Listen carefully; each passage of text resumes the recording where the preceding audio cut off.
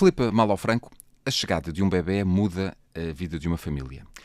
Todos os pais são diferentes, todas as crianças são diferentes, mas há bebés cuja chegada pode ter um impacto maior na nossa dinâmica familiar e também na nossa saúde mental, não é verdade? É verdade. E são os bebés considerados intensos. Bebés orquídea ou bebés high need. Este é o Sair do Labirinto, eu sou o Paulo Farinha e vou conversar com a psicóloga Filipe Malofranco sobre o impacto da chegada de um bebê ou de alguns bebés com características especiais na nossa saúde mental. Filipe Malofranco é psicóloga há 6 anos, passou pelo Serviço de Neurodesenvolvimento Infantil do Hospital CUF Descobertas, faz atualmente clínica privada e é autora de 5 livros, 2 deles para o público infantil. E é justamente sobre o público infantil, ou sobre os mais novos, que falaremos hoje. Olá, Filipe, bem-vinda, obrigado pela sua disponibilidade. Filipe, a experiência de ter um segundo filho é diferente da experiência de ter um primeiro. E os pais que vão ao terceiro, e por aí fora, ainda mais. Mas por muita prática que tenhamos, há bebés que por vezes são mais desafiantes e podem ter um impacto maior na nossa saúde mental, não é verdade? É verdade, e principalmente são os primeiros. Normalmente são os primeiros. Sim. Nós sabemos que existem bebés que podem ser considerados intensos e hoje em dia até, talvez um pouco assustador, tendemos a generalizar este diagnóstico, entre aspas, e diagnóstico entre aspas, porque não é um diagnóstico propriamente dito, mas existe este rótulo de bebés intenso, ou bebés high need, ou bebés orquídea, existem vários nomes para este tipo de bebés, que têm características que são sentidas como mais intensas para os pais e que normalmente assentam em 3 eixos e que nós devemos olhar para estes bebés assentos em 3 eixos. Num primeiro momento, devemos pensar num eixo físico, ou seja, nos desconfortos físicos que este bebê pode ter.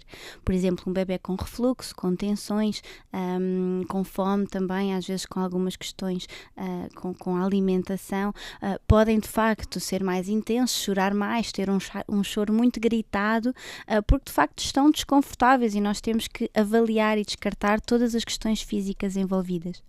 Num segundo eixo, nós temos que considerar as necessidades básicas de um bebê.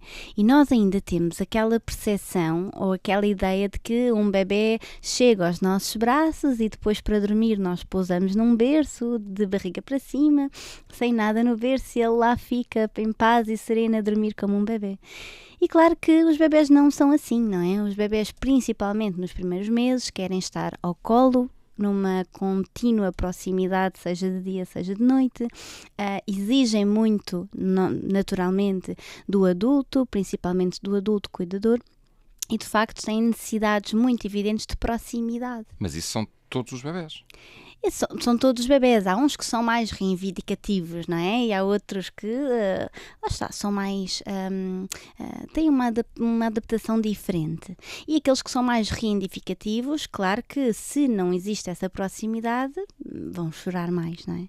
Então, e como é que chegamos daí a Filipe colocou o diagnóstico entre aspas, portanto não se trata de um diagnóstico, mas como é que chegamos a esta designação de bebés intensos ou bebé high need?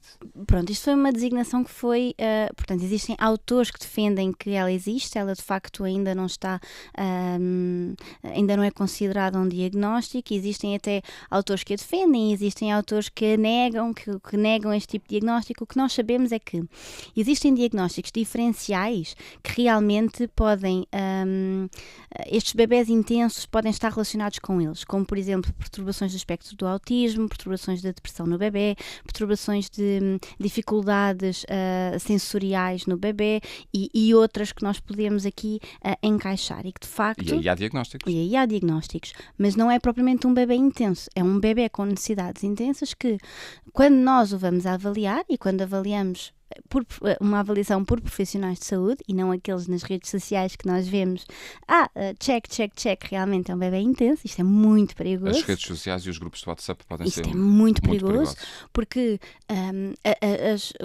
quando nós vamos ver, por exemplo, já me apareceu vários vídeos nas redes sociais a dizer, o bebê procura continuamente o adulto, quer estar sempre ao colo, chora na cadeirinha do carro, atenção, pode ter um bebê intenso.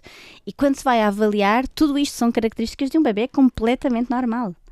Mas, Filipe, há um ponto, nós aqui nestas conversas, nestas entrevistas, sair do labirinto enfim, no mental, que fazem parte do mental, a secção do Observador totalmente dedicada à saúde mental, já falámos ao longo dos últimos anos de vários diagnósticos e já falámos também aqui sobre burnout parental, depressão pós-parto, ansiedade de separação, uma série de questões que cruzam justamente com a chegada com a coexistência com crianças e adultos e a dinâmica familiar. Mas falamos também aqui várias vezes, quando tocamos nesses temas, de algum excesso de informação que hoje em dia corre graças às redes sociais. É impossível não falar da parentalidade positiva e das dinâmicas e dos desafios e dificuldades e dos problemas que a própria designação acarreta, pronto, e das pessoas que acham que isso é tudo. Antigamente também se criavam bebés e, portanto, e não era por causa disso. Não vamos entrar por aí.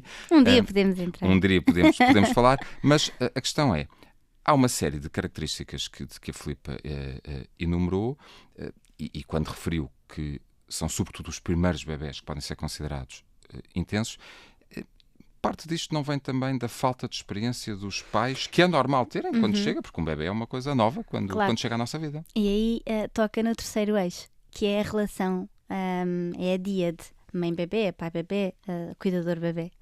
Realmente é muito importante esta díade, esta relação e a forma como os pais podem sentir o bebê. E às vezes eles sentem o bebê como intenso, não que o bebê seja intenso, mas porque as expectativas estavam completamente ajustadas àquilo que era suposto acontecer com um bebê. E por vezes também a linguagem, temos que acertar o passo nesta linguagem, não é? E às vezes nós não sabemos muito bem como acalmar um bebê, não sabemos muito bem o que é que está a acontecer. Eu dou muitas vezes os pais...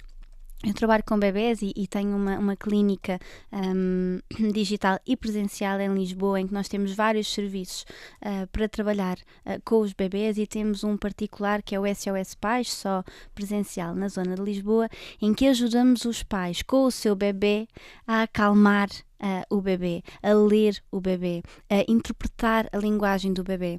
Nós sabemos que os bebés não falam, não é? Quando são muito pequeninos também, principalmente. E, portanto, eles choram para comunicar. E o choro é uma comunicação muito importante. E quando nós conhecemos o bebê, até começamos a perceber que ele tem choros diferentes para diferentes coisas. Para necessidades diferentes. Exatamente. Mas no início e principalmente nas primeiras semanas, nos primeiros meses, por vezes é muito difícil identificar o choro de um bebê e muito difícil às vezes acalmar um bebê. Então o que é que os pais ficam muito aflitos e pensam, bem, este bebê é mesmo intenso, não é? Portanto, o problema está neste bebê. E aqui é que eu acho que é muito perigoso. E eu adoro trabalhar bebés intensos porque eu gosto muito de trabalhar com a díade, com a relação e ajudar os pais a lerem melhor o bebê e assim a suprimir as necessidades do bebê de uma forma muito mais previsível e continuada. E um bebê que tem as necessidades supridas de uma forma previsível e continuada é um bebê que vai chorar muito menos. Filipa, falando concretamente do impacto e estas nossas entrevistas andam muito em torno disso, do impacto que a chegada de um bebê pode ter na nossa saúde mental. Entender as necessidades daquele bebê em particular é uma questão importante. Perceber se é um bebê com necessidades especiais, sejam elas que necessidades sejam, com ou sem diagnóstico, o que quer que seja, mas a partir do momento em que há um entendimento maior das necessidades daquele bebê, há também uma forma melhor de aqueles pais se protegerem e salvaguardarem a sua saúde mental. Não havendo esta orientação, não havendo esta ajuda, sentindo muitas vezes os pais um pouco perdidos entre vários diagnósticos ou entre muitos grupos do WhatsApp ou o Dr. Google e por aí fora, o que é que isto pode significar em termos de saúde mental para aquela família? em primeiro lugar, nós temos que primeiro descartar aqui algumas questões de doença mental que já possam existir e que, por exemplo, na depressão pós-parto, muitas das vezes já vem na gravidez, não é? E eu tenho essa especialidade, eu tenho especialidade na área de perinatal e parentalidade e em criança também, e realmente nós, quando avaliamos uma mulher grávida ou um homem que também está a passar por uma gravidez, companheira, seja o que for, nós conseguimos identificar fatores de risco, fatores de proteção e prever, de certa forma, se pode evoluir para uma depressão pós-parto ou não. Portanto, e a depressão pós-parto não é a única psicopatologia que pode... Há várias, exatamente, claro. Estar aqui num pós-parto. Existem outras e mais graves também. Pronto. E, portanto, nós temos que descartar, num primeiro lugar, se existe uma psicopatologia, porque aí, claro que um bebê com necessidades mais intensas pode exacerbar esta psicopatologia, mas não há uma correlação, ou seja, todos os bebés intensos não são associados a uma psicopatologia, não é? Existem bebés que não têm necessidades intensas e que estão associados a uma psicopatologia. Vou dar o exemplo, muitas das vezes, numa depressão pós-parto, ou numa ansiedade pós-parto, ou noutras perturbações mais graves, o que pode acontecer até são os bebés silenciosos, que são aqueles bebés que quase que dormem no berço, não querem sequer proximidade, mas estão muito doentes. Não é? Uma coisa é quando nós estamos perante psicopatologia e isso tem que ser identificado e tratado. Outra coisa é quando nós temos realmente um bebê com características normais, não existe psicopatologia nem da mãe, nem do bebê, nem dos cuidadores, nem do bebê, e nós aí com o ajuste de expectativas, ok, então vamos lá avaliar o seu bebê. Já me aconteceu imensas vezes dizerem-me, não, mas eu quero que a Filipa conheça o meu bebê e avalie o meu bebê porque eu acho mesmo que o meu bebê tem um problema.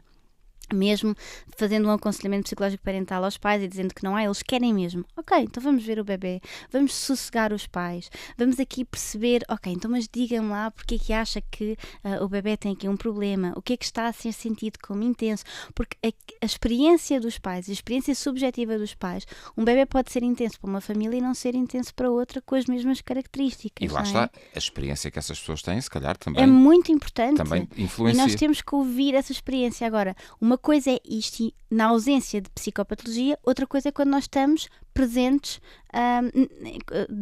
pronto, que os pais realmente têm aqui uma psicopatologia e a nossa ação enquanto profissionais de saúde deve ser diferente. Claro que se me aparece uma família em que ou o pai ou a mãe, vamos pegar na depressão pós-parto, por exemplo, mas poderia ser outra coisa, e eu identifico que um cuidador tem realmente este diagnóstico, que não é só da mãe, que o pai também pode ter ou a companheira, não é? A minha abordagem não pode ser, ok, vamos ajustar as expectativas, então agora vá para casa. Não pode ser esta, não é? Portanto, nós temos sempre que ajustar a nossa abordagem perante a família que nós temos à nossa frente, não é? E isto é muito importante. Quando é que se deve procurar ajuda? Quando é que se chega a uma altura em que eu não estou a conseguir regular o meu sono nem o sono do meu bebê, eu não estou a conseguir descansar, eu sinto que não estou a conseguir responder às necessidades do meu filho ou da minha filha, preciso de pedir ajuda. Primeira questão, a quem é que se pede ajuda? Segunda, quando é que se pede ajuda e a quem é que se pede ajuda? Ok, todas essas, tudo aquilo que falou realmente são pontos importantes, ou seja, quando se sentem assoberbados, quando sentem que já estão a ficar muito exaustos, frustrados, cansados, quando... o bebê realmente tem características intensas e chora muito, não é expectável que um bebê chore muito, não é expectável que um bebê esteja sempre a chorar. E, portanto, aqui é para procurarmos ajuda, principalmente para compreender esta díade, não é? E o que é que está a acontecer na relação com este bebê. Depois também, quando existe aqui sintomatologia, como muita vontade de chorar, passando aquele período dos baby blues, não é? Muitas emoções sentidas como negativas, até dificuldades com o casal, dificuldades na família, dificuldades na relação com o bebê. Muitas das vezes existem alguns sentimentos de renúncia ao bebê, por exemplo, não querer estar junto do bebê, sentimentos ansiosos, sentimentos obsessivos. Portanto, tudo isto, claro que são sintomas que nós devemos procurar ajuda rápida. Agora, também qualquer profissional de saúde, um pediatra, um enfermeiro especialista em saúde infantil e pediátrica, estão habilitados a identificar isso? à partida, estão habilitados a perceber as situações de risco e devem encaminhá-las, Muito não é? bem. Claro que todos estes sintomas que eu falei estão na minha área, não é? Da psicologia, ou da psiquiatria, ou da pedopsiquiatria, não é? E, portanto, eu acredito que os profissionais de primeira linha, que acabam por ser aqueles que têm mais contacto, acabam por encaminhar. De qualquer das formas, se nós sentimos que temos aqui alguma sintomatologia relacionada com a saúde mental, devemos sim procurar ajuda de um profissional qualificado, que tendem a ser os psicólogos ou os psiquiatras, não é? Ou os pedopsiquiatras no caso do bebê. Mas também queria deixar aqui claro que às vezes nós podemos prevenir, não é? E podemos ter aqui algumas consultas ou algum apoio para compreendermos o que é expectável do desenvolvimento do bebê, o que é expectável no sono do bebê, porque o sono do bebê acaba por estar muito relacionado aqui com o bem-estar, porque todos precisamos de dormir e realmente quando não dormirmos rapidamente ficamos exaustos, e portanto existem consultas que os pais podem recorrer de uma forma preventiva para conseguirem perceber e ajustar as expectativas antes realmente de acontecer. E depois, muito importante, Paulo, na gravidez, se já sentem sintomatologia associada a uma angústia muito forte, muita ansiedade, dificuldade em lidar com a gravidez, o casal está a passar por um período difícil, deve pedir ajuda na gravidez. Ou seja, não é esperar que chegue o bebê, e porque aí as coisas só terão aí tendência muito a pior. piorar. E, Filipa, quando lhe batem à porta, não estou a conseguir dormir, o meu bebê não consegue dormir, enfim, o sono presumo eu, uma porta de entrada muito grande por onde as pessoas lhe pedem ajuda, e muito recorrente. Quanto tempo demora até se conseguir ajudar aquela família para prevenir outras situações futuras, para acalmar aquelas pessoas? De quanto tempo falamos? Depende do problema, não é? Existem questões que até são relativamente rápidas, por exemplo, nos despertares do bebê, existem os despertares fisiológicos do bebê e esses aí são muito difíceis de alterar. O que nós podemos ajudar a família é a ajustar a dinâmica familiar para que esses despertares tenham o menor peso possível. Vou dar um exemplo muito prático. Por exemplo, um bebê que acorda muitas vezes e os pais insistem em metê-lo em quarto próprio quando é muito pequenino, por hipótese, e estão sempre a levantar-se para ir acalmar o bebê. Nós, se calhar, não conseguimos alterar, por exemplo, aos 8 meses em que há uma angústia de separação e o bebê tem muitos despertares. Nós não vamos conseguir alterar aquele número de despertares porque ele está a passar por uma fase de angústia de separação normal do desenvolvimento, mas podemos, por exemplo, colocar o bebê junto dos pais e a dormir com os pais, cumprindo as regras de segurança, e aí os pais não se têm que levantar, ir acalmar o bebê, adormecer o bebê, voltar para a cama. Passado uma hora o bebê acorda, levantar, acalmar o bebê. Portanto, mesmo a literatura descreve que o levantar, acalmar o bebê, voltar para a cama é muito mais disruptivo do sono do que dormir com o bebê e aí dormem todos muito melhores, por exemplo. E isso são, lá está, é uma das estratégias mas existem outras. E lá está, cada caso é um caso, mas e pegando aqui no tempo de vida daquela criança, pode significar acompanhar uma família durante quanto tempo? Nas consultas do sono, normalmente fazemos uma consulta do sono e depois vamos avaliando o que é que acontece. Não é algo continuado. Aquilo que às vezes acontece é, por exemplo, uma família do sono procura-me aos 4 meses, que é uma fase muito recorrente de procura de consulta do sono do bebê, porque o bebê já dormia mais horas seguidas e passa a acordar muitas vezes porque é uma progressão de sono na realidade, mas os pais ficam muito aflitos e começam a dormir muito mal. Então procuram aí. Depois é muito recorrente, ok, percebi, melhorou, estou mais alinhado, e passado um ano existe uma angústia de separação, por exemplo, entre os 18 e os 24 meses, em que os bebés que já dormiam mais tempo voltam a ter muitos despertares. E é muito recorrente os pais voltarem a pedir ajuda. Sim. E, Filipa, falávamos há pouco dos pais de primeira viagem. Um pai e uma mãe, enfim, 2 pais, 2 mães, o que seja, uma família, a casa de quem chega um bebê, enfim, dito intenso, vamos colocar as coisas desta forma. Ao sentido como. Ao sentido como. Está mais preparada para um segundo filho? É uma pergunta interessante. Eu acho que às vezes quando os pais me procuram, eu trabalho com famílias muitas delas com mais do que um filho, é muito comum dizerem-me algo como: mas este segundo filho é muito mais calminho. Ou eles estão mais... Exatamente. Ora bem. Por isso é que eu gosto muito de... O bebê não existe isolado. O bebê existe na relação. E, portanto, é muito importante nós olharmos sempre a relação e olharmos sempre os pais, os cuidadores principais deste bebê. E, portanto, é este o trabalho que nós temos que fazer quando trabalhamos um bebê. E pronto. Obrigado, Filipa. Chegamos ao fim da conversa de hoje, desta vez com a psicóloga Filipa Malofranco. Eu sou o Paulo Farinha. Este foi o Sair do Labirinto.